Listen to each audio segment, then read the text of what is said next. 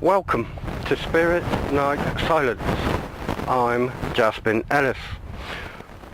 Tonight our investigation will bring us to Stanton Jew stone circle dating back to 10,000 years.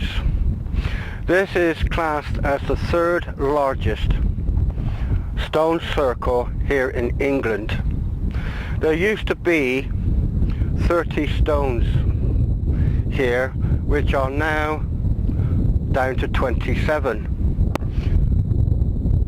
There's a rumour states if you count each stone, you will not be able to count 27. So if you went and count again, the number will not add up. And the story goes, if you try to count the stones more than once, you either have two things. One thing that you will become seriously ill.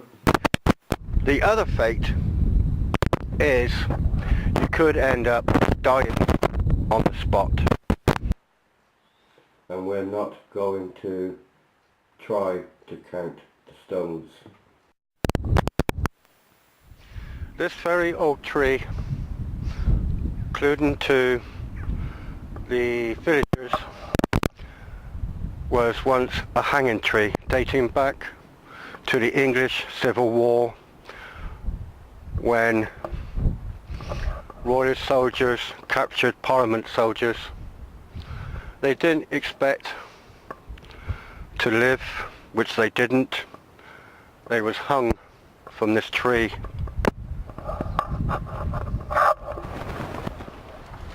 Witches and pagans, they was bad as one another. But the pagans, they was more worse than the witch.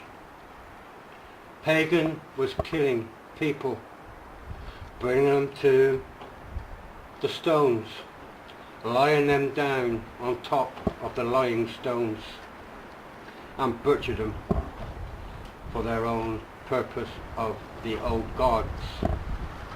The witches used animals, birds, all kinds of birds for their rituals, until the Church of England moved in and built churches upon the pagan site. A witch on a stake was a man called Samuel Pregg. Samuel Pregg was a vicar. He died in 1739. People have stated the reason why a witch must have been the reason why this woman must have been a witch because of her beauty. She wasn't old, she wasn't ugly, but a beautiful lady. So much beauty, she could not be from the village. Who had so much beauty could live in a village? This vicar, Samuel Pregg, stated and shouted at her, "Repent, repent yourself. Tell us that you are a witch, and you will be saved." This young girl said that she was not a witch. Well, in 1998, 9 witches came. The leader, witch dressed in white, moved to the first stone. As the last witch came, she stopped to face the stones. Each last witch did the same on each stone. Again, a witch dressed in white. As every stone had a witch standing facing the stones,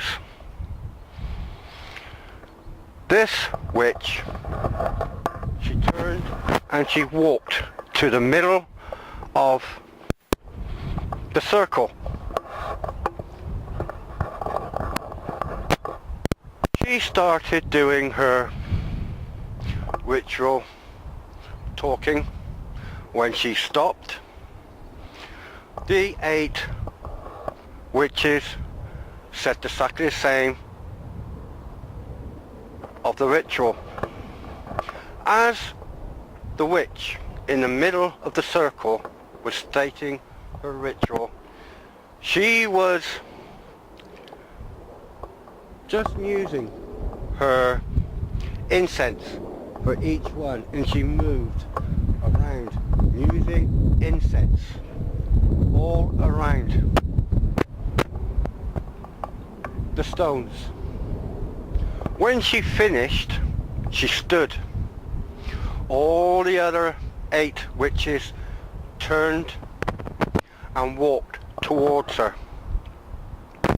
Once they got near her, in a circle, their arms stretched out and they moved around, indicating fire, holding a stick with flames coming out on the end. This ritual was for the lady who met her life on a but when she actually did burn alive, her last words were, "I put a curse on you all." These standing stones of the circle, as I said before, the 3rd largest here in England. Not many people actually know about these stones here, because it's on a very, very back road lane. These stones is not recognizable like their sister Stonehenge. These stones is here on the Mendip Hill in Somerset. People has come,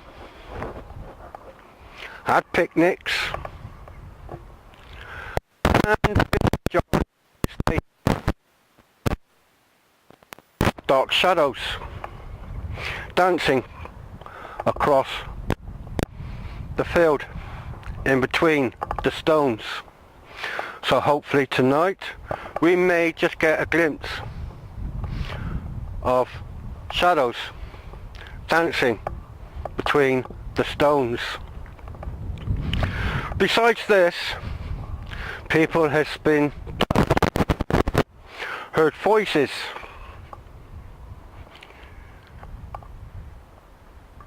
of a woman, of a vicar, and also of a bride and her groom, her man. People have stated that on a Sabbath day a wedding party was dancing, and when the church struck midnight, the woman who was playing her violin stopped playing.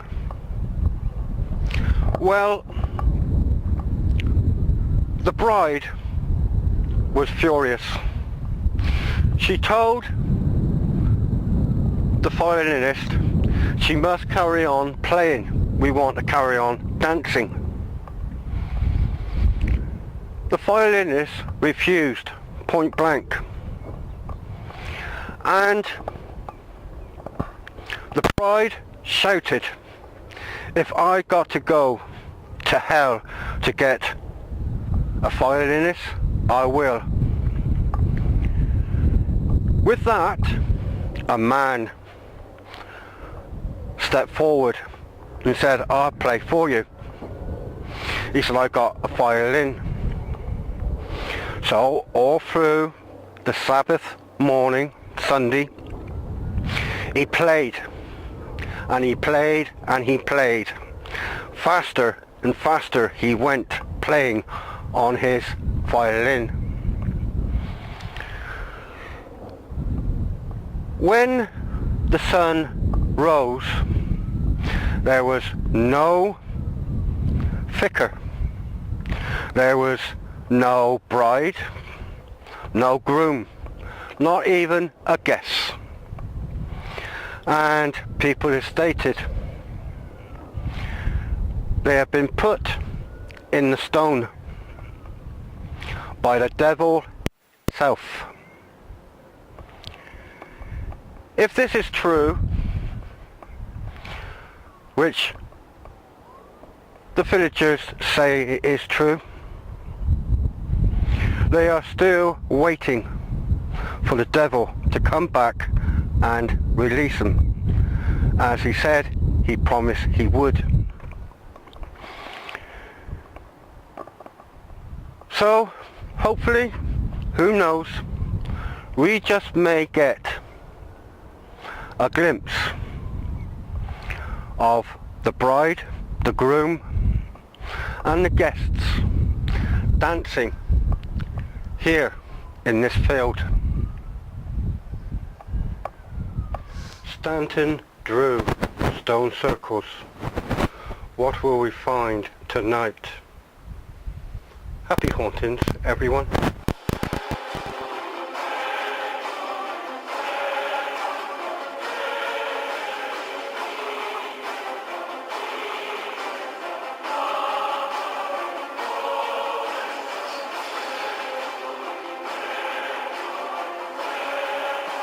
Mm-hmm.